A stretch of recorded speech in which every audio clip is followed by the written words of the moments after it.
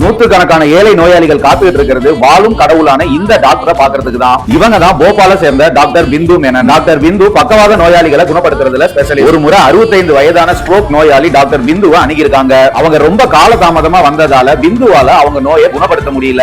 ஏன் இவ்வளவு தாமதமா வந்தீங்கன்னு கேட்டதுக்கு, எங்க கிராமத்துல இருந்து ஹாஸ்பிட்டலுக்கு வர்றதுக்கு போதுமான போக்குவரத்து வசதியோ வருமானமோ இல்லன்னு சொல்லியிருக்காங்க. இந்த அவல நிலையை மாத்தணும்னு நினைச்ச பிந்து 2013ஆம் ஆண்டு பிந்து மேனன் பவுண்டேஷன்ங்கிற பேர்ல ஒரு அறக்கட்டளையை நிறுவி மருத்துவ வசதிகளும் இருக்கிற ஒரு வாகனத்தை ரெடி பண்றாங்க. இந்த வாகனத்தை எடுத்துக்கிட்டு நெல்லூரை சுத்தி இருக்கிற கிராமங்களுக்கு நேரடியா போய் பக்கவாதத்துக்கான மருத்துவத்தை இலவசமா பாக்குறாங்க. கடந்த 15 வருஷத்துல 44 கிராமங்களுக்கு இவங்க நேரடியா போயிருக்காங்க. இதன் மூலமா 12,000க்கும் அதிகமான நோயாளிகள் பயனடைஞ்சிருக்காங்க. இதுல 70% அதிகமான பக்கவாத நோயாளிகள் முழுமையா குணமடைஞ்சு அவங்க அன்றாட வாழ்க்கைக்கு திரும்பி இருக்காங்க. பணம் தான் முக்கியம்னு நினைக்காம நோயாளிகள் இருக்கிற இடத்துக்கு நேரடியாவே போய் இலவசமா வைத்தியம் பார்த்துட்டு இருக்கிற டாக்டர் பிந்து மேனனோட மனிதாபிமானமும் இந்த வீடியோவும் உங்களுக்கு பிடிச்சிருந்தா ஒரு லைக் கொடுங்க. உங்களோட வாழ்த்துக்களை கமெண்ட்ல சொல்லுங்க.